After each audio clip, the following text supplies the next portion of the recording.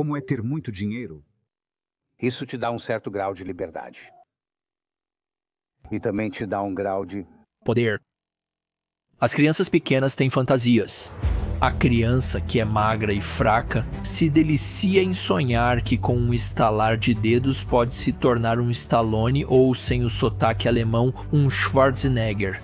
O garoto, que raramente sai de casa e não viaja, deseja poder ser um piloto ou um astronauta. Mas o que se pode pensar de uma criança que acredita que era Deus? Eu apenas te disse quem eu pensava que era, um cara. Esses eram os pensamentos do jovem George Soros, crescendo em um ambiente de classe média alta na Budapeste de 1930. Uma criança normal que tinha muitos amigos, amava esportes e se comportava muito como outras crianças de sua idade, apenas um pouco mais megalomaníaca. Seria fácil explicar tais pensamentos como devaneios de uma pequena criança se George Soros tivesse mostrado alguns sinais de que havia superado essas crenças messiânicas como adulto. No entanto, como adulto, ele não ofereceu nenhum sinal, nenhum gesto de desdém, nenhuma nota de rodapé, significando que ele não se apegava mais a tais convicções selvagens. Eu tinha fantasias de salvar o mundo, então eu tinha esse tipo de fantasias messiânicas que eu acho que a maioria dos adolescentes tem. Eu fui um pouco mais bem-sucedido em realmente agir de acordo com essas fantasias. E de fato, conforme Soros cresce, sua realidade se aproxima perigosamente de sua fantasia de se considerar Deus. Existem poucas personalidades por aí que são mais polarizadoras do que Soros. Quando eu pedi sugestões de vídeos, o nome dele continuava aparecendo. E uma vez que começamos a investigar Soros, fizemos descobertas fascinantes que não esperávamos. Estou aqui para ganhar dinheiro. Não posso e não olho para as consequências sociais do que faço. Esta é a biografia baseada em George Soros, seus anos mais jovens como um Giga Chad extremamente ambicioso. Este homem é um carnívoro de primeira ordem. Sua ascensão magistral ao topo da elite financeira global. George Soros é o investidor e especulador mais famoso do mundo.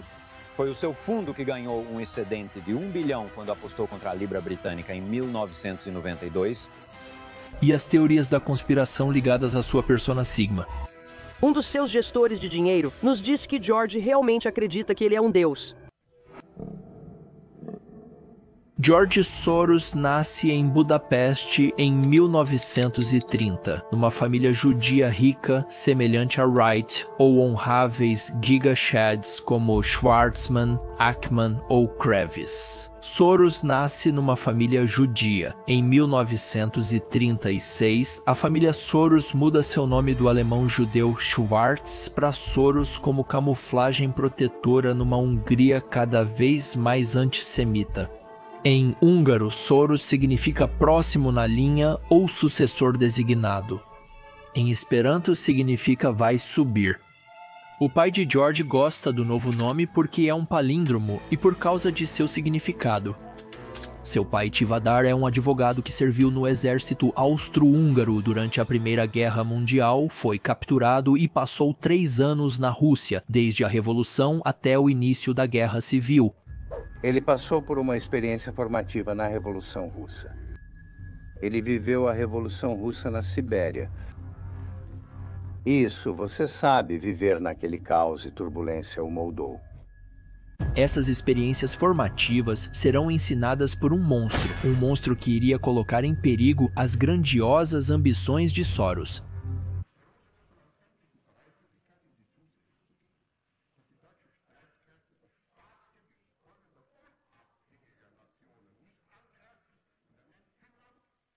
Letônia, Lituânia, Estônia, Noruega, Viena, Dinamarca, Países Baixos, Bélgica, Grã-Bretanha, Irlanda, França, Portugal, Espanha, Suíça.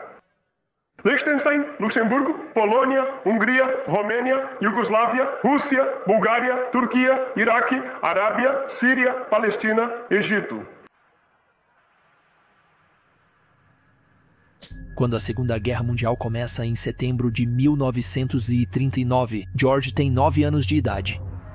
Primeiro, sua vida mal muda porque os nazistas não representam uma ameaça para a Hungria naquele momento.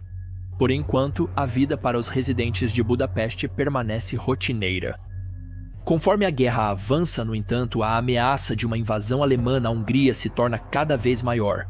George Soros e o restante da comunidade judaica húngara estão prestes a vivenciar os horrores da guerra.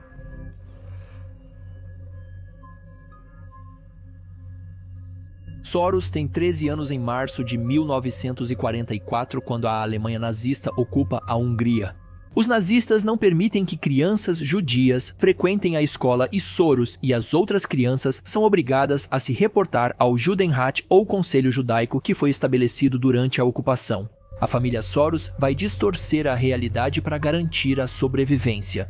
Há momentos em que as regras normais não se aplicam. Mais tarde naquele ano, aos 14 anos, ele assume uma identidade falsa. Ele providenciou para todos nós documentos falsos. Fui adotado por um oficial do Ministério da Agricultura, cujo trabalho era assumir as propriedades judaicas. Esconder-se é essencial. Ao todo, George e sua família têm acesso a 11 esconderijos. Frequentemente, eles passavam semanas nos sótãos ou porões de amigos, nunca sabendo se teriam que desocupar o local de repente. Você viu muitas pessoas sendo enviadas para os campos de morte. Eu tinha 14 anos e diria que foi quando meu caráter foi formado. Que se deve pensar à frente, deve-se entender e antecipar eventos. Se o George de 14 anos sente medo nesses momentos, ele nunca admite isso mais tarde. George acha toda uma experiência da guerra durante 1944 emocionante e ele descreve mais tarde como o ano mais feliz de sua vida, pois lhe deu a oportunidade de testemunhar o heroísmo de seu pai. E há algo mais, um sentimento de invencibilidade, alheio ao perigo e imune ao medo, uma primeira amostra daquela mentalidade de prata doce que ele desenvolverá mais tarde. Seu pai Tivadar ensina a George lições valiosas sobre a arte da sobrevivência. 1. Está tudo bem em correr riscos. Tendo arriscado sua vida diariamente durante a parte final da Segunda Guerra Mundial, Tivadar passa a acreditar que a maioria dos outros riscos vale a pena serem assumidos. 2. Ao correr riscos, não aposte tudo que tem. Nunca arrisque tudo, isso seria tolo, impraticável e desnecessário. No outono de 1947, aos 17 anos, Soros sente que é hora de deixar a Hungria e partir para o oeste. Sua primeira parada é Berna, Suíça. Mas o que um ambicioso gorila prateado em ascensão pode fazer em Berna, além de comer queijo suíço e chocolate? Então, logo ele se muda para Londres, um lugar que parece mais atraente. Graças ao seu pai, George tem dinheiro suficiente para a viagem, mas uma vez lá, ele será em grande parte deixado à sua própria sorte. Embora a Inglaterra seja suposta a proporcionar a George Soros uma vida mais feliz, ele se encontra com pouco dinheiro e companhia para aproveitar o que a cidade tem a oferecer. Nesse sentido, pobre e sem amigos, ele se assemelha a muitos fãs do muito honrado Andrew Tate. Este é um dos episódios mais difíceis da vida dele. Tudo o que o jovem de 18 anos pode fazer é ir de trabalho estranho em trabalho estranho, esperando que sua sorte eventualmente mude. Às vezes, quando seu fluxo de caixa está quase zero, George se sustenta comendo profiteroles restantes. Anos depois, ele até se lembra de ter inveja de um gato porque estava comendo sardinhas enquanto ele não estava. Mas em 1949, sua sorte finalmente muda. Soros é aceito como estudante na London School of Economics.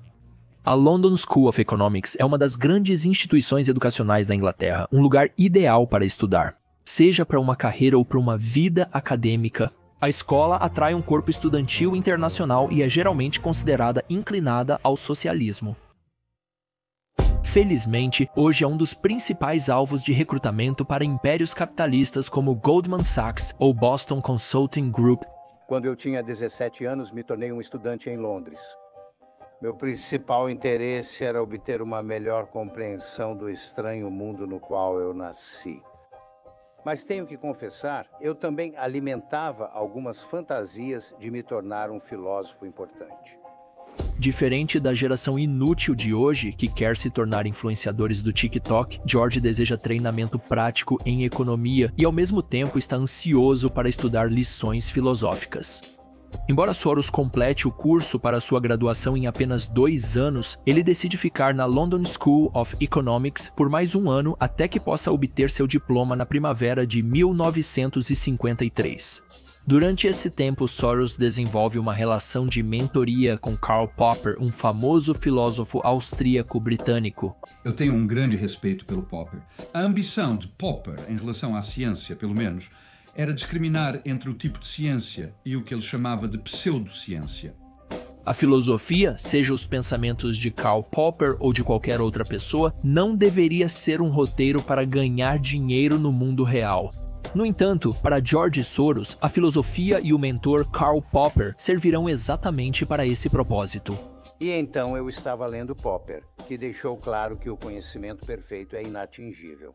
Você não pode validar as teorias, só pode falsificá-las. E eu fiquei do lado de Popper. Com o tempo, ele passará do abstrato para o prático, e a partir dessas teorias, ele criará novas teorias sobre o funcionamento dos mercados financeiros. Da London School of Economics, Soros se forma como bacharel em Ciências em Filosofia em 1951 e mestre em Ciências em Filosofia em 1954. O estímulo intelectual na London School of Economics ajuda Soros a superar parte de sua solidão. Ele ainda é pobre, mas parece estar se divertindo mais. Ele consegue facilmente se imaginar permanecendo na London School of Economics e se tornando um acadêmico, talvez até um filósofo como Karl Popper.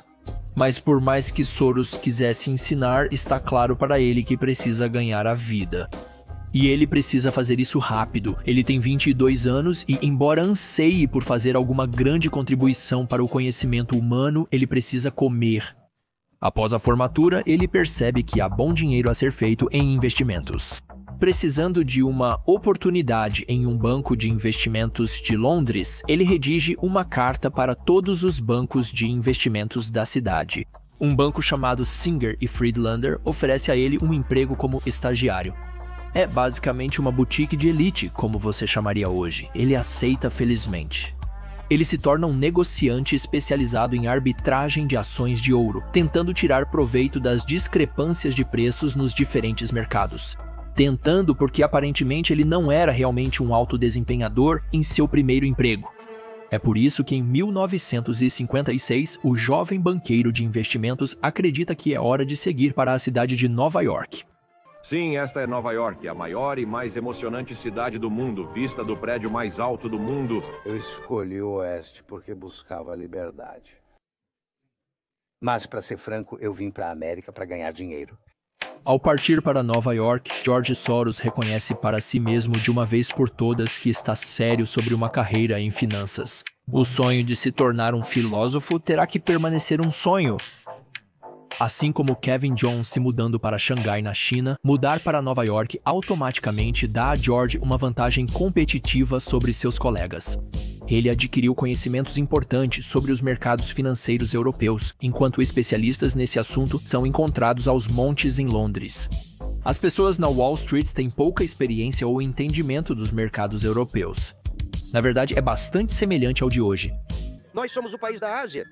Não, isso é um continente. Isso é a Rússia. Através de um contato de trabalho, Soros consegue um emprego na F.M. Mayer como árbitro. Embora a arbitragem se torne um dos jogos financeiros mais quentes da década de 1980, 3 décadas antes, é bastante monótono. Negociadores como George Soros compram e vendem os mesmos títulos em diferentes mercados e esperam explorar pequenas discrepâncias de preço que encontram através de uma pesquisa meticulosa. Com o tempo, Soros se torna um analista que oferece conselhos a organizações financeiras americanas sobre títulos europeus. Como ele esperava, poucos em Wall Street têm algum grande instinto para tendências de investimento na Europa. A Europa é chata, assim como hoje. É muito antes da atual era de comércio global, muito antes dos investidores americanos começarem a perceber que há dinheiro a ser feito do outro lado do lago. Em 1959, Soros sobe de nível para a Wertheim Co., um banco de investimentos que terá alguns anúncios realmente cativantes e legais na década de 1970. Aqui, Soros continua a se dedicar à arbitragem de valores mobiliários estrangeiros e ao ocasional cliente interessado em ações europeias. E como qualquer bom yuppie que quer subir na carreira, Soros continua se movendo. Em 1963, ele se muda novamente para Arnold Bleichroeder, outro jogador no mercado de valores mobiliários. É a principal casa americana que negocia em valores mobiliários estrangeiros, então é um lar natural para Soros. Contratado como analista, chamados de macacos no jargão bancário, Soros trabalha principalmente com valores mobiliários estrangeiros. Com sua rede de contatos na Europa e sua habilidade para falar vários idiomas europeus, incluindo francês e alemão, Soros é a pessoa natural para se aventurar neste reino. E Soros continua subindo os degraus da selva financeira. Em 1967, ele é nomeado chefe de pesquisa de investimentos.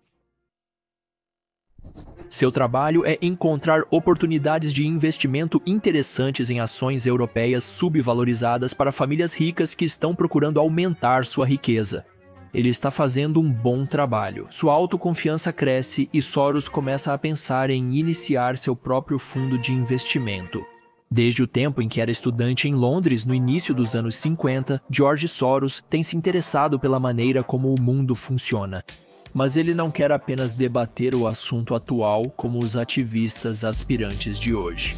Ele quer fazer uma contribuição significativa para o conhecimento, uma diferença real, e agora, envolvido em pensamentos de mercado financeiro, ele vai apresentar uma teoria que muda tudo. E uma palavra é chave para o seu pensamento. Percepções. Muitas pessoas fazem as mesmas perguntas. Do que se trata a vida? Por que estou aqui? Por que você é gay? E como funcionam coisas como o universo, o cérebro, a humanidade? Refletindo sobre essas perguntas por um momento ou dois, as pessoas então seguem com suas vidas. Com as questões práticas de criar famílias, ganhar a vida ou assistir em maratona aos vídeos de Kevin John. No entanto, os filósofos fazem dessas perguntas o estudo de suas vidas, e George Soros anseia em ser um filósofo. No entanto, como o jovem Soros descobre quase desde o início, a tarefa de desvendar os mistérios da vida é quase impossível por um simples motivo. Para começar a estudar quem somos ou o que somos, precisamos nos olhar objetivamente. O problema é que não conseguimos. Esta é uma revelação dramática para George Soros e forma sua primeira de duas grandes proposições. Posso afirmar a ideia central em duas proposições relativamente simples. Uma é que a situação que tem participantes pensantes, a visão do participante do mundo é sempre parcial e distorcida. Esse é o princípio da falibilidade. E este princípio da falibilidade tem consequências profundas em seu pensamento. Enquanto a economia clássica ensina o conceito de um equilíbrio perfeito e faz suposições como se a competição perfeita e o conhecimento perfeito fossem alcançáveis, Soros acredita que sabe melhor. Minha interpretação dos mercados financeiros contradiz diretamente a hipótese do mercado eficiente. Ele diz que qualquer teoria que supõe que o conhecimento perfeito é alcançável é falha, e essa é a base para a sua segunda e mais conhecida proposição. O outro é que essas visões distorcidas podem influenciar a situação para a qual elas se relacionam, porque visões falsas levam a ações inadequadas. Esse é o princípio da reflexividade.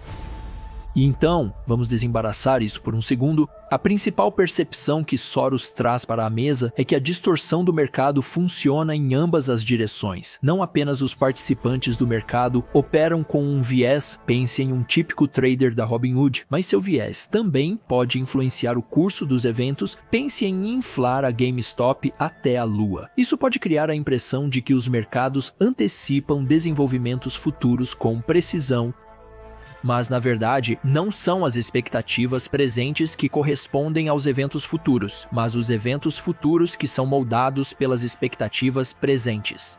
E isso, senhoras e gentis gorilas, é o que Soros chama de reflexividade. Ah, reflexividade. Você acabou de aprender sobre a teoria mais importante de George Soros. Parabéns, agora você pode mencionar a reflexividade e impressionar outras pessoas no setor financeiro, mas ainda não terminamos. Fique conosco por mais um minuto para entender como ganhar grandes quantidades de dinheiro. A segunda chave para a teoria de Soros é compreender o papel desempenhado pelas concepções errôneas na formação dos eventos. Equívocos ou divergências entre o pensamento de um participante e a real situação sempre estão presentes. Às vezes, a divergência é razoavelmente pequena e pode se corrigir, ele chama essa situação de perto do equilíbrio, mas às vezes a divergência é grande e não se corrige. Essa situação ele chama de longe do equilíbrio. Se tudo isso é muito complicado, aqui está uma citação que até espectadores com quociente de inteligência abaixo de 85 devem ser capazes de processar. Eu sou fascinado pelo caos, é realmente assim que eu ganho meu dinheiro. Todos esses pensamentos, George Soros captura em um livro chamado A Alquimia das Finanças, que eventualmente o ajudará a se tornar uma figura muito mais amplamente reconhecida na comunidade empresarial do que nunca antes. No final dos anos 60, George Soros entra para as grandes ligas das finanças. Buscando um papel de liderança maior dentro da empresa, Soros consegue persuadir seus chefes na Arnold S. Bleichruder a criar um par de fundos offshore e deixá-los supervisioná-los. O primeiro, chamado de First Eagle Fund, começa em 1967. É conhecido no jargão de Wall Street como um fundo longo. Eles assumem posições de investimento esperando por mercados em alta. O segundo, um fundo de hedge, é o Double Eagle Fund e começa em 1969. O fundo é estruturado de tal maneira que Soros pode usar ações e títulos como garantia para comprar qualquer número de instrumentos financeiros, incluindo ações, títulos e moedas. Ele começa o fundo com seu próprio dinheiro, meros 250 mil, mas logo 6 milhões de dólares são investidos por uma série de europeus ricos que Soros conhece. Este é o começo da fortuna de Soros. No final dos anos 60, os fundos de hedge eram pouco conhecidos. Em 1957, um cara qualquer chamado Warren Buffett começou seu próprio fundo de hedge. Mas quando Soros começou em 1969, poucos sabiam o que tais fundos faziam. Isso, é claro, mudará nos anos 90. Os fundos de hedge produzirão algumas figuras icônicas e algumas cômicas.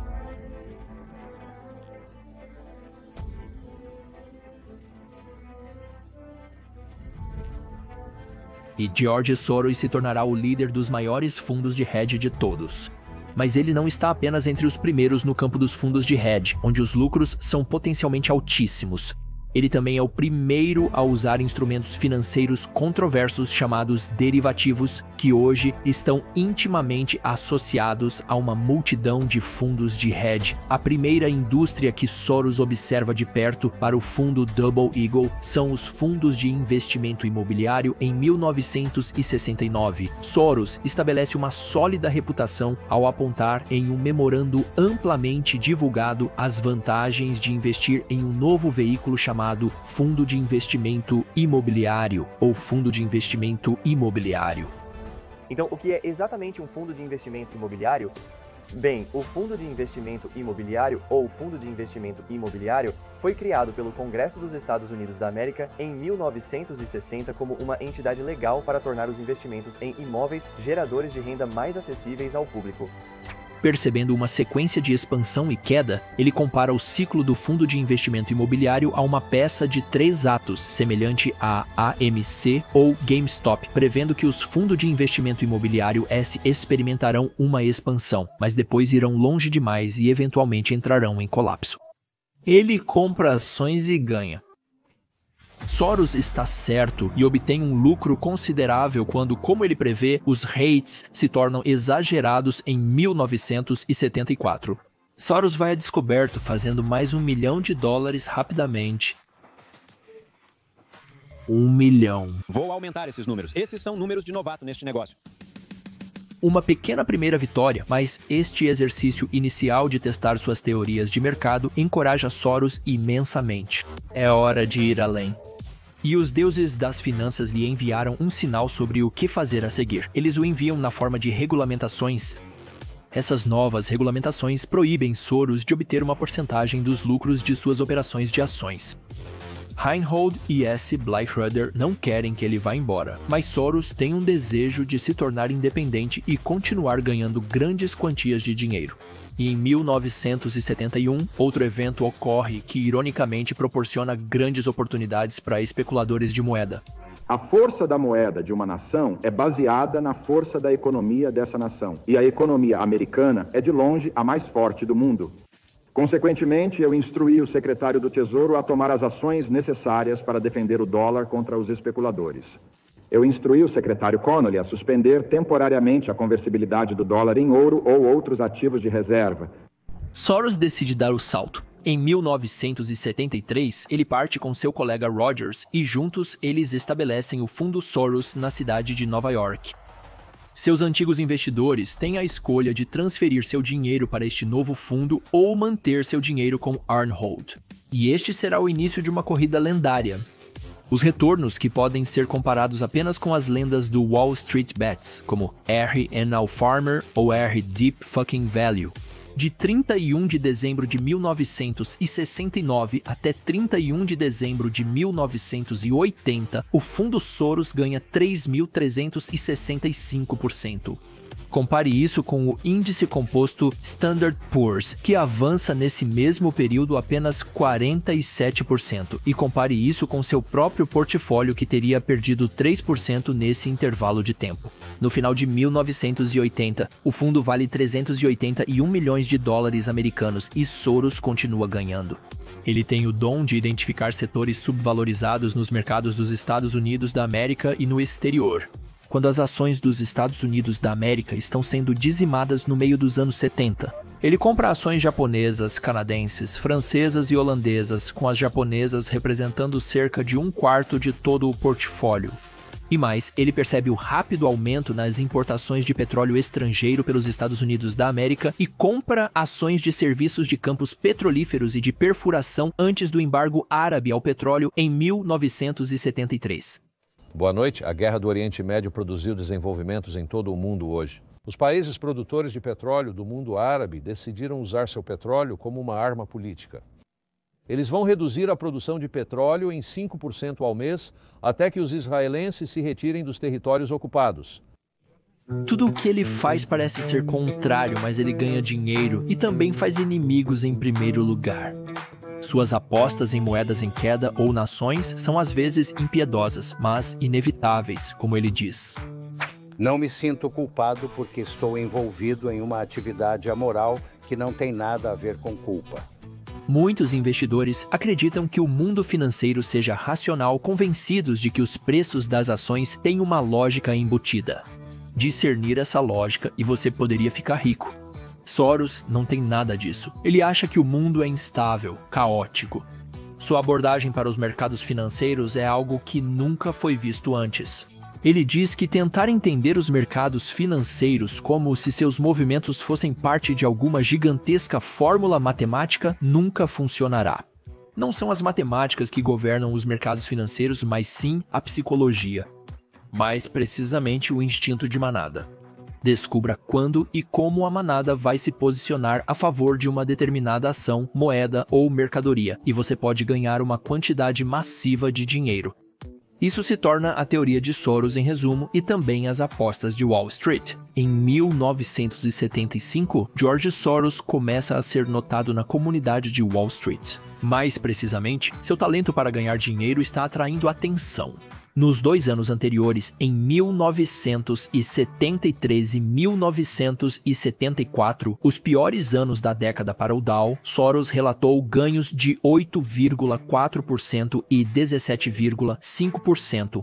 Poucos têm dúvidas de que ele está destinado à grandeza, mas em 1977, seu casamento começa a desmoronar. Segundo Soros, eu me identificava com meu fundo. Ele vivia de mim e eu vivia com ele. Dormia com ele. Era minha amante. Era o medo de perder e o desgosto de estar errado que eu estava tentando evitar. Era uma maneira miserável de viver. 1 ano depois, em 1978, ele se separa de sua esposa. No próprio dia de sua separação, ele encontra uma mulher de 22 anos chamada Susan Weber, com quem ele já havia se encontrado antes em um jantar. Em uma jogada absolutamente gigativa, ele diz: "Acabei de me separar da minha esposa hoje. Gostaria de almoçar?" Ele e Susan Weber se casarão 5 anos depois em Southampton, Long Island. De acordo com um relatório de jornal, Soros chega atrasado para o casamento porque estava jogando tênis. Outros artigos na mídia relatam um momento embaraçoso na cerimônia de casamento. Um que Soros poderia ter evitado se tivesse tirado um tempo para ensaiar a cerimônia. Quando o ministro pergunta a Soros se ele está disposto a dar todos os seus bens mundanos para sua nova esposa, Soros fica branco. Um dos filhos de Soros finge cortar a própria garganta, aparentemente tentando sugerir ao seu pai, talvez meio brincando, lá se vai sua fortuna. Soros rapidamente olha para trás para o seu advogado pessoal, William Zabel, como se quisesse dizer, eu realmente seria obrigado a dar tudo para Susan. Zabel salva o dia indicando a Soros que nenhum mal será feito ao responder. Só para estar no lado seguro, Soros murmura em húngaro, sujeito aos meus acordos anteriores com meus herdeiros. Com isso, a cerimônia continua. Mais uma vez, Soros está começando a se sentir como um deus. Mas ele logo vai enfrentar seu maior desafio até agora. Em 1980, seu novo fundo registra um impressionante retorno de 102,6% e seus ativos sob gestão sobem para 381 milhões de dólares. Logo depois, o investidor institucional o coloca na capa como o maior investidor do mundo. Ele é descrito como misterioso, distante, indiferente, astuto mas não desonesto e muito difícil de acompanhar nos mercados ou em sua explicação de suas teorias sobre os mercados. Neste ponto, Soros é a primeira superestrela global de investimentos do mundo. Mas Soros está prestes a cair em um buraco. Ele mantém um ritmo frenético por convicção de que é alguém especial, alguém dotado de um propósito especial na vida. Este é um homem, lembremos, que acreditava quando criança que era Deus. Mas após 12 incríveis anos lutando para chegar ao topo, ele percebe que a vida como investidor não é suficiente para satisfazê-lo. Quer dizer, eu tive uma experiência em particular quando estava sob uma tremenda pressão e pensei que ia ter um ataque cardíaco. E eu pensei, que pena morrer, sabe, ganhando dinheiro. A crise de identidade de Soros afeta seus negócios. Ele está cada vez mais rápido em mudar de ideia quando um investimento parece estar azedando. Ele mantém posições por muito tempo e se cerca das pessoas erradas. No ano seguinte, 1981, é o pior de Soros. O fundo perde 23%. Seus investidores europeus ganharam tanto dinheiro com ele no passado, mas isso não importa. 1/3 deles retira seus fundos. Soros está chocado e machucado. Parece natural que George Soros fale em desistir. Ele pensa muito e profundamente sobre o que fazer. Parece o momento certo para começar a escrever o livro que ele sempre quis. Será este o fim de sua carreira de investidor? Ainda não. Ele ainda tinha que tentar sua negociação mais famosa, a que quebrou o Banco da Inglaterra.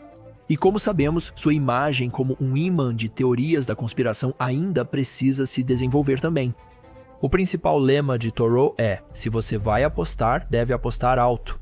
Essa crença ele coloca em prática em novembro de 1985, pouco antes do famoso acordo do Plaza Hotel. No início dos anos 80, o dólar americano estava em alta contra o iene japonês e o marco alemão, impulsionado pela combinação da era Reagan de dinheiro apertado e um alto déficit orçamentário. Isso foi uma boa notícia para o Japão e a Alemanha, porque o dólar alto significava um iene e um marco baixos e preços baixos para as exportações japonesas e alemãs, mais vendas e mais empregos.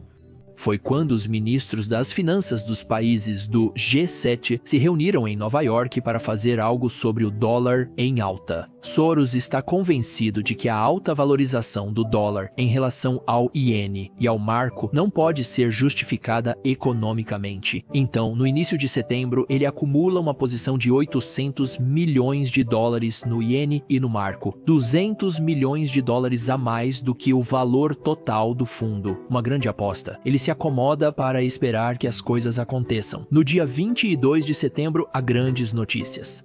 Sua decisão surpresa, o Acordo Plaza, um acordo para vender dólares nos mercados de câmbio mundiais em um esforço para derrubar o dólar e os preços de exportação americanos. Esse resultado é exatamente o que Soros previu. O dólar vinha caindo e agora caiu ainda mais rápido. Uma queda recorde de 4,29% no dia seguinte ao Plaza, quase 55% um ano depois contra o iene. Soros faz 40 milhões da noite para o dia e em outubro, quando o iene está em 205, um total de cerca de 150 milhões de dólares em 1985. O fundo sobe 122%. Em sua entrada de diário de 28 de setembro de 1985, Soros chama o golpe do Acordo Plaza de o negócio de uma vida, mas o verdadeiro negócio de uma vida está logo à frente. Uma jogada lendária de Giga Chad que irá para sempre cimentar seu nome nos livros de história e despertar teorias da conspiração ao redor do globo. Em 1988, Soros começa a procurar alguém para quem possa entregar as operações diárias do fundo. Encontrar essa pessoa e colocá-la no comando marca uma das decisões mais importantes que George Soros terá que tomar. Ele encontra um espírito semelhante em Stanley Druckenmiller, o bebê gorila. Eles vão desenvolver uma relação mentor e aprendiz emocionante. Como Soros, Druckenmiller praticamente não atraiu a atenção da mídia nos primeiros anos de sua carreira. Ele é um gênio do investimento, hoje nós o chamaríamos de investidor de nível S, mas poucos sabem algo sobre ele. Ele se formou em economia na Universidade de Michigan, mas achou o programa excessivamente quantitativo, teórico e entediante. Druckenmiller começou sua carreira em 1977 como analista de ações para o Pittsburgh National Bank. 2 anos depois, em 1980, ele deixou o banco para começar sua própria empresa de gestão de dinheiro. Isso aos 28 anos, se você está procurando um marco ambicioso para a sua própria carreira. Druckenmiller chamou seu fundo de Duquesne Capital Management.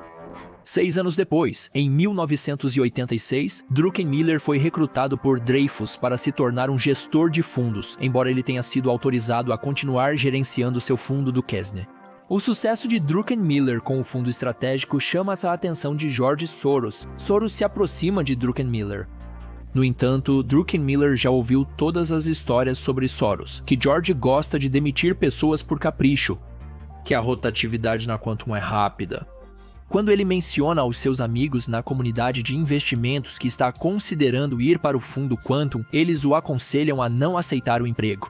É exatamente como quando você recebe uma oferta de emprego da Apollo Global Management, onde os analistas trabalham regularmente 100 horas por semana. No final, você aceita o desafio.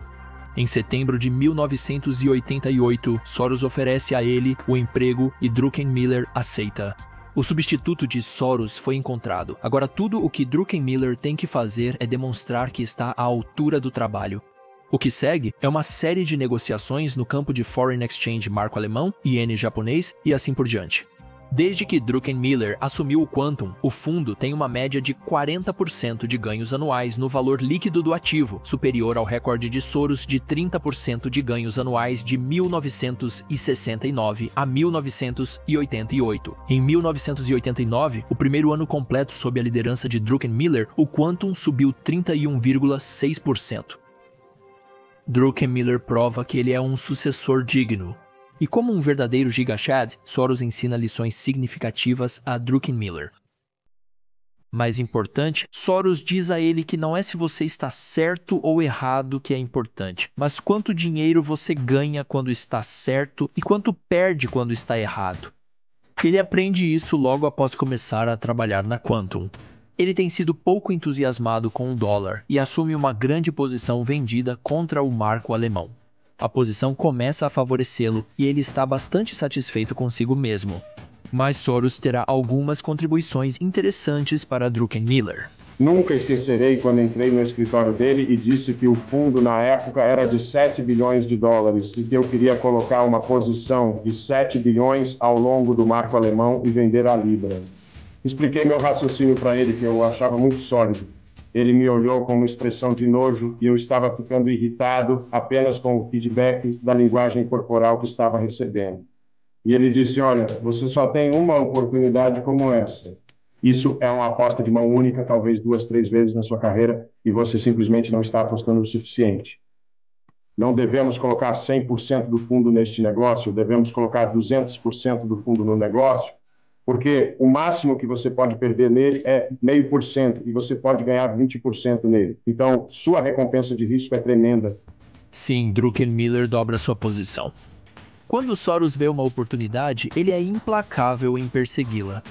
Eu disse, vá para o malabarista, vá para a matança. E assim, no final, assim como Soros previu, ainda mais lucros são direcionados para o Quantum. Finalmente, em setembro de 1992, Soros faz a jogada que o fixa na opinião pública de uma vez por todas. Na Quarta-feira Negra. Cuidado, com licença. Há 5 anos hoje, o governo enfrentou uma das maiores crises financeiras da história. Foi incrível. Você pode ouvir onda após onda de vendas atingindo o mercado. Foi um dia em que o Banco da Inglaterra perdeu bilhões e especuladores fizeram fortunas. Foi em... Excesso de $1 bilhão de lucros. Quem pediu 15%? Um dia de desastre do qual o governo nunca se recuperou.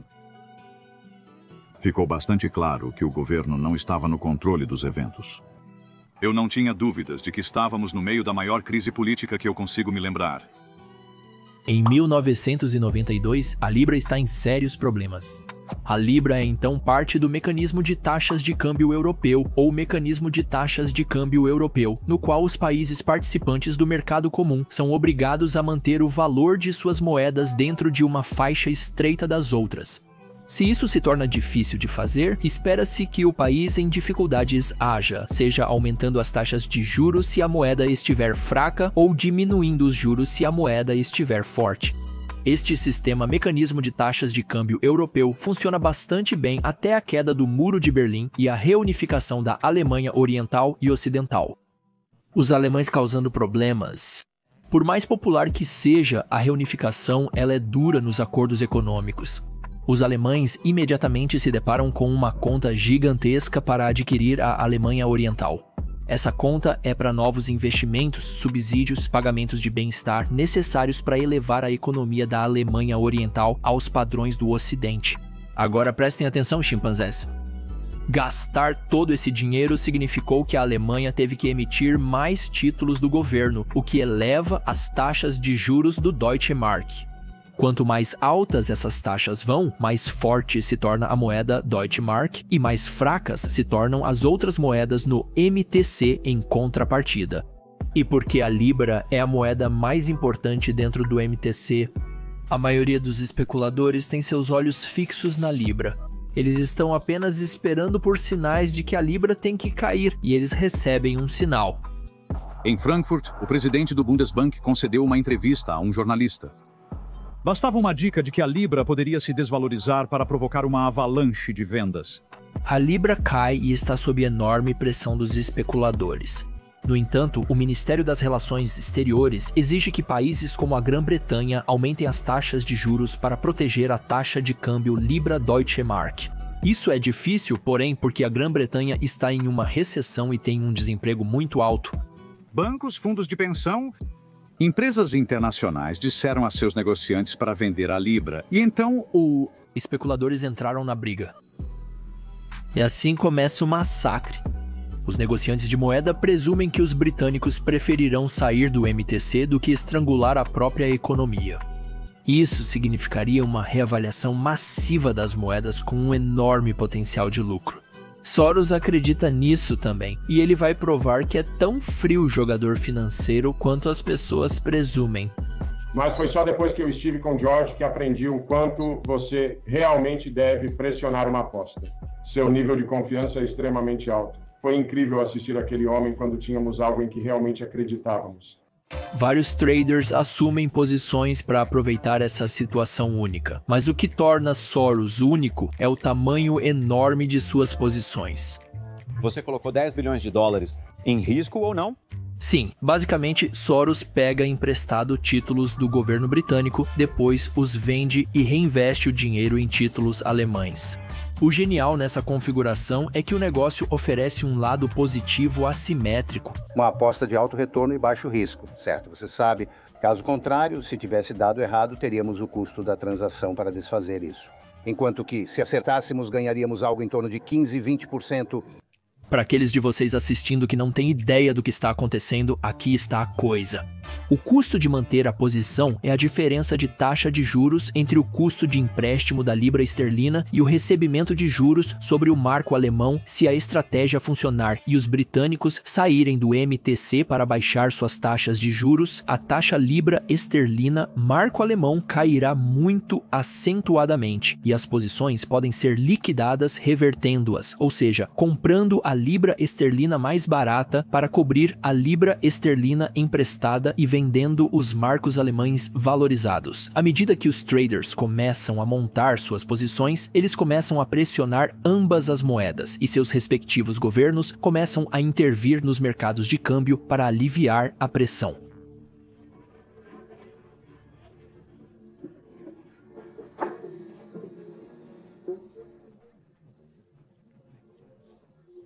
Sua aposta planejava sustentar o valor da libra comprando libras à alta taxa oficial do MTC. Bilhões de libras de dinheiro público estavam prestes a ser jogados na defesa da libra.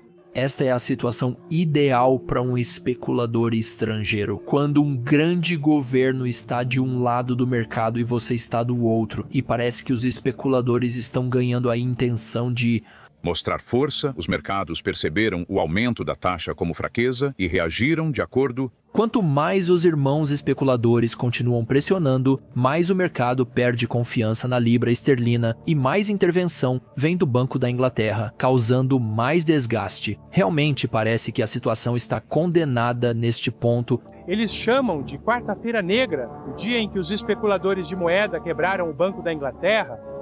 O banco e os contribuintes britânicos perderam 6 bilhões de libras. O 16º de setembro de 1992 será para sempre marcado nos livros de história como a Quarta-feira Negra. Na manhã daquele dia, a libra atinge o limite inferior de 2,773 marcos alemães, estabelecido pelo MTC. Com compras de apoio na casa dos bilhões, o Banco da Inglaterra tenta manter a libra dentro do limite estabelecido pelo MTC, mas as compras mal têm mais efeito. Portanto, eles tomam medidas nunca antes vistas. Um aumento na taxa de juros é anunciado de 10% para 12% pelo ministro das Finanças Norman Lemon. Senhor, o que você se lembra mais vividamente daquele dia? Houve um momento específico, uma hora específica em que você percebeu o que estava acontecendo? Bem, acho que a memória mais vívida que tenho é apenas quando aumentamos as taxas de juros de 10% para 12%.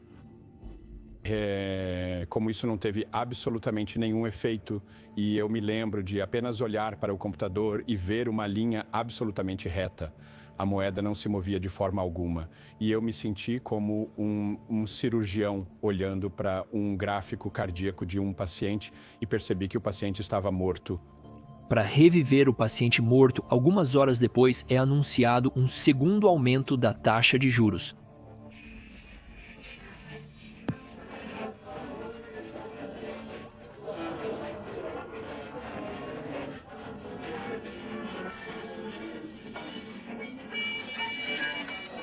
O mercado de taxas de juros, que estava a 30 metros de distância, explodiu em barulho. Pensamos que não podíamos acreditar que o Banco da Inglaterra aumentou novamente as taxas de juros.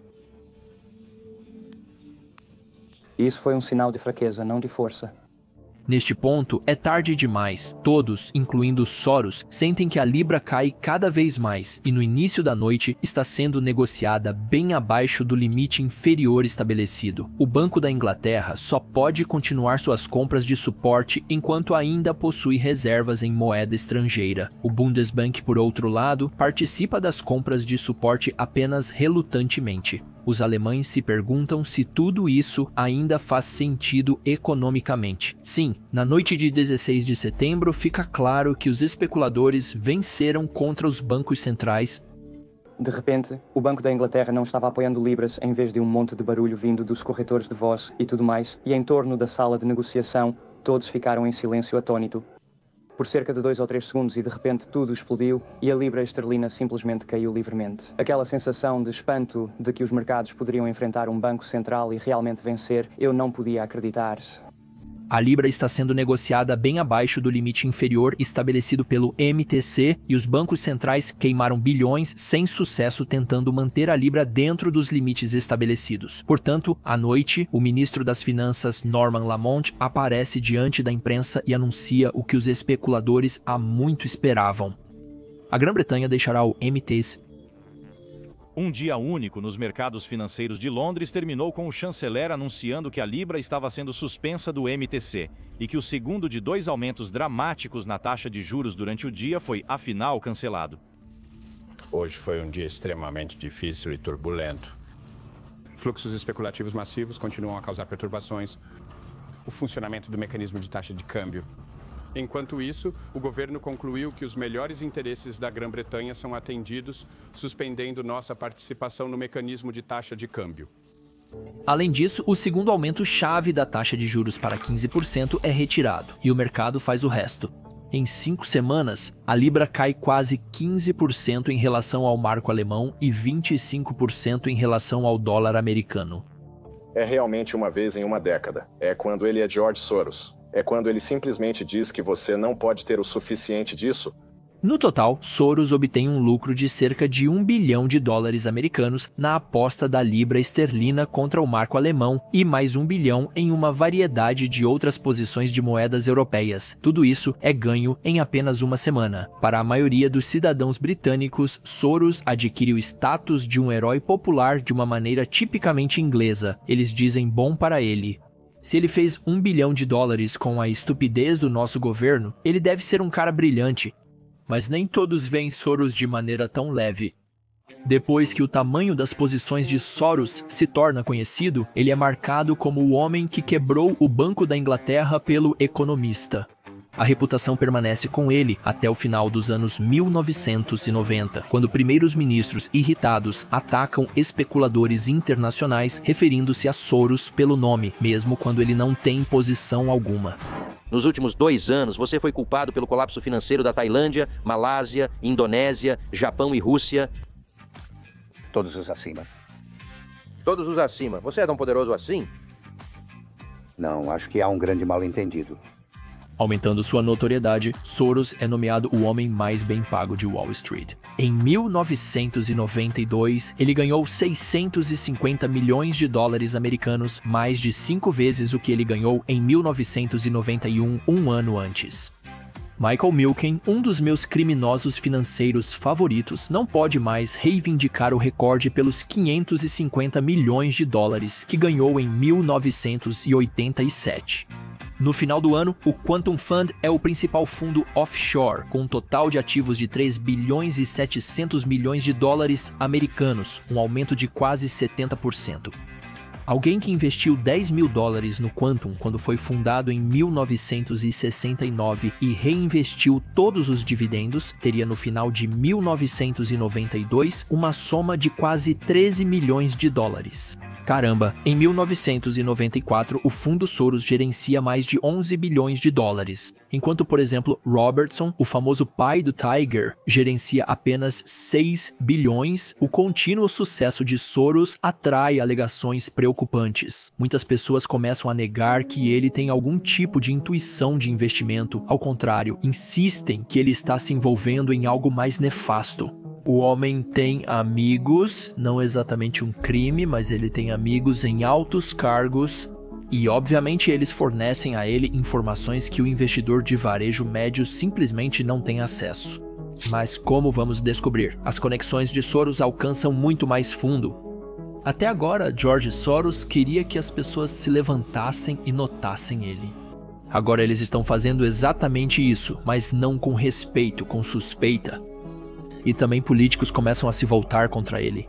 Os movimentos deslumbrantes de Soros no início de 1993, juntamente com a notícia de que ele ganhou $650 milhões americanos, tornam muitos políticos céticos. Eles se lembram muito bem dos anos 80 e de como Michael Milken, Ivan Bosky e as outras estrelas da era das aquisições acumularam milhões de dólares. George Soros poderia ser apenas mais um charlatão financeiro. Depois de 1992, Soros deixa a maior parte das negociações para Druckenmiller e passa a realizar uma variedade de atividades de altíssimo perfil, incluindo dar conselhos a figuras públicas, escrever artigos críticos à política econômica e aparecer em programas de entrevistas na televisão. Mas ele não está totalmente fora do negócio. Nos bastidores, ele ainda está puxando algumas cordas. E a nova direção que ele toma em sua vida lhe dará ainda mais alavancagem ao puxar essas cordas. No início de sua carreira empresarial, a filantropia era a coisa mais distante da mente de George Soros. Mas agora ele está se aquecendo para a ideia de filantropia. Talvez haja algo nisso para ele. Eu costumava gostar muito de ganhar dinheiro, mas isso não me dá ou não me deu o tipo de satisfação que tenho em doá-lo. Enquanto Soros procura um lugar onde possa ser um homem no cavalo branco, ele percebe que o evento divisor de águas de sua vida foi sua fuga da sociedade fechada que se estabeleceu em sua Hungria natal. Desde que deixou a Hungria, ele experimentou a liberdade primeiro na Inglaterra, depois nos Estados Unidos. Por que não tentar dar aos outros na Europa Oriental e na União Soviética a mesma oportunidade e perseguir sua própria agenda enquanto isso? Soros decide que usará sua força financeira para promover sociedades abertas, lugares onde as pessoas podem ser autônomas, onde podem expressar suas opiniões e perseguir seus próprios objetivos.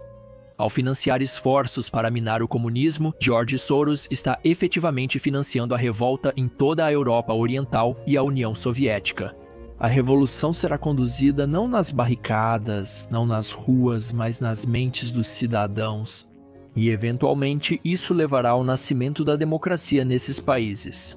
Como os Rothschilds, ele usará sua riqueza para redesenhar o mapa político da Europa. Soros sente que precisa de uma vitrine. Ele escolhe seu país natal. Comecei a negociar com as autoridades húngaras sobre a criação de uma fundação na Hungria em 84. As chances de estabelecer tal instituição não são melhores que 50%. Embora do lado positivo para Soros esteja o desejo do governo húngaro de melhorar sua imagem no exterior para obter crédito ocidental e, claro, moeda forte. Mas, do lado negativo, Soros confronta um Estado comunista que não tem experiência alguma com estrangeiros administrando fundações filantrópicas, muito menos estrangeiros buscando incentivar uma sociedade aberta. Mesmo que o regime húngaro concorde com o plano de Soros de criar uma fundação, não vai dar a ele muita liberdade de ação. Soros, por sua vez, insiste na independência. No final, ele consegue estabelecer a fundação. E ele não para por aí. Em 1987, ele começa esforços para fazer o mesmo na União Soviética. Em 1988, ele se muda para a Polônia e em 1989, Tchecoslováquia.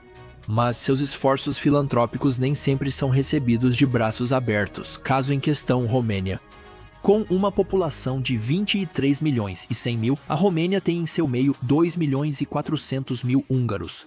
Um bilionário nascido na Hungria, na Romênia, pregando capitalismo, reforma econômica e uma sociedade aberta que parece uma maneira disfarçada de virar a população húngara da Romênia contra o governo para alguns romenos. Os ataques a Soros começam logo após o lançamento da fundação. Soros é até acusado em alguns jornais de tentar vender a Transilvânia, onde vivem 1.800.000 húngaros, para a Hungria. Este é o terreno fértil perfeito para teorias da conspiração, sejam elas fundamentadas ou infundadas. E há muitos mais ataques a Soros em tempos mais recentes. Desde 2012, o governo húngaro do Fidesz rotulou George Soros como um inimigo do Estado devido ao seu envolvimento humanitário e político na crise dos refugiados europeus. Quando o período eleitoral de 2018 começa, o governo introduz cartazes públicos com uma foto de Soros para criar hostilidade no público em geral contra ele, usando declarações como Soros quer que milhões de imigrantes vivam na Hungria e Soros quer desmantelar a cerca de fronteira. O governo também prepara um plano de lei em 3 partes chamado Pacote Pare Soros, que inclui várias medidas contra ONGs que fazem trabalho voluntário relacionado à crise dos refugiados. No entanto, na primavera de 1994, o império filantrópico de Soros se espalhou para incluir 89 escritórios em 26 países. Ele doou 500 milhões de dólares nos 2 anos anteriores e se comprometeu a doar mais $500 milhão. Independentemente de suas motivações, ninguém pode acusá-lo de ganância. Ele se afastou da operação diária de seus negócios e está doando seus bilhões agora com a mesma determinação com que os fez. Mas as ações de Soros são realmente apenas boa vontade? Alguns observadores de Soros acreditam que o único propósito da filantropia de Soros é dar a ele melhor acesso à informação para que ele possa investir de maneira mais prudente. Uma estranha coincidência parece ser que as conferências que Soros organiza para suas fundações na Europa são principalmente frequentadas por ministros de gabinete que representam países onde ele investe. Quando fomos com ele para a Ucrânia, ele foi tratado como um chefe de Estado em visita e foi recebido pelo presidente. Depois ele foi recebido pelo primeiro-ministro e finalmente pelo Banco Central. Eles até permitiram que ele olhasse os livros e pediram conselhos a ele. Fator que ajuda a desenvolver teorias da conspiração em torno de George Soros e o faz parecer muito secreto. Os clientes de Soros estão todos fora dos Estados Unidos e são muito secretos. E assim, por exemplo, no início e meados dos anos 80, a política de imprensa de Soros é não ter nenhuma. Ele não tem porta-voz. Nenhum comunicado de imprensa é emitido. O objetivo é claro. E há uma boa razão para isso que pode ser observada em muitos fundos de hedge hoje. Eles geralmente assumem posições consideráveis e a última coisa que você quer é que alguém saiba o que você está fazendo. Por quê? Porque as pessoas fazem front-running. Se você quer comprar algo e todo mundo descobre, eles compram antes de você. Isso pode atrapalhar muito as negociações. Com seu coração e mente focados na Europa Oriental e na União Soviética, George Soros sente-se cada vez menos inclinado a acompanhar o que está acontecendo no fundo quântico. E ele pode se dar ao luxo da distração. Soros está a caminho de se tornar um dos homens mais ricos da América. Ele deseja passar o máximo de tempo possível promovendo sociedades abertas na Europa e o mínimo possível se preocupando em ganhar dinheiro. E em fevereiro de 1997, Soros muda de direção de uma maneira significativa. Em um artigo que ele publicou na The Atlantic Monthly, ele sugere que o principal inimigo da sociedade aberta, acredito eu, não é mais o comunista, mas a ameaça capitalista. Eu não sou contra o capitalismo. Eu quero melhorá-lo para torná-lo mais viável. Um dos pontos-chave de Soros, ele acusa as nações ocidentais ricas de não compartilharem suas riquezas com as nações mais pobres. No final de 1999, a Forbes colocou Soros em 69º com um patrimônio líquido de 4 bilhões após mais de uma década de filantropia muito ativa no leste europeu e em outros lugares. Em abril de 2000, Soros anuncia sua retirada e a de Druckenmiller de investimentos agressivos em fundos de hedge em grande escala e diz: qualquer pessoa que continue a investir nos fundos do grupo deve esperar retornos mais baixos no futuro. Nossos grandes dias ruins de macro estão acabados, ele diz, acrescentando: estamos trazendo uma época ao fim. Para todos os ambiciosos prateados de negócios nascentes se perguntando como um garoto da Hungria conseguiu se tornar um dos investidores mais ricos e misteriosos do planeta Terra. Primeiro, havia sua capacidade intelectual, enquanto outros no mercado lutavam para acompanhar uma ação, um grupo de indústria, uma commodity. Soros estava absorvido a qualquer momento em cenários complexos relacionados ao comércio global. Ele discerniu tendências e movimentos que surgiam das declarações públicas dos líderes financeiros mundiais e das decisões que esses líderes tomavam. Então o homem tinha coragem.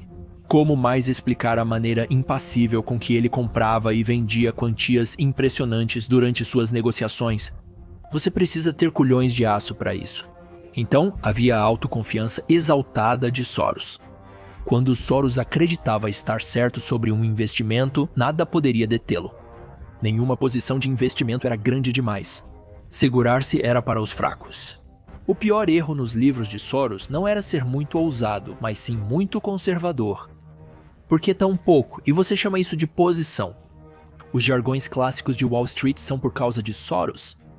Finalmente havia seu instinto, a capacidade de saber quando especular pesadamente, quando sair de uma posição de investimento, quando na verdade você estava no ponto certo e quando não estava. Ele costumava dizer que voltaria atrás se uma posição precisasse ser corrigida. Mas como Soros fez isso? Como Soros ganhou tanto dinheiro sem jogar sujo? O próprio Soros contribui para nossas suspeitas ao nos dizer, como ele fez repetidamente, que teve mais facilidade em ganhar dinheiro do que gastá-lo, sendo secreto, oferecendo-nos um livro cheio de explicações sobre seus segredos de investimento, mas sendo obtuso sobre isso, declarando que ele tinha criado uma teoria para explicar os mercados financeiros, depois sugerindo que não era realmente uma teoria, pois não funcionava em todos os casos. Às vezes, parece que Soros oferece vislumbres de sua alma financeira interna para que ficássemos satisfeitos e o deixássemos em paz. Em outros momentos, Soros parece como se ele realmente quisesse que entendêssemos o que o tornou tão bem-sucedido. Por mais secreto, misterioso, obscuro que George Soros tenha sido, de uma forma ou de outra, ele permitiu que o público visse seu contador Geiger em ação para se maravilhar com os sucessos de Soros. Ao ver Soros se apresentar, as pessoas tentam deixar suas suspeitas de lado. Eles querem acreditar que Soros não é um acaso, que ele pode ser imitado, que eles também podem se tornar máquinas de fazer dinheiro, fazendo com que outros sonhem em alcançar suas alturas, que, quando tudo é dito e feito, é o poder supremo de Soros.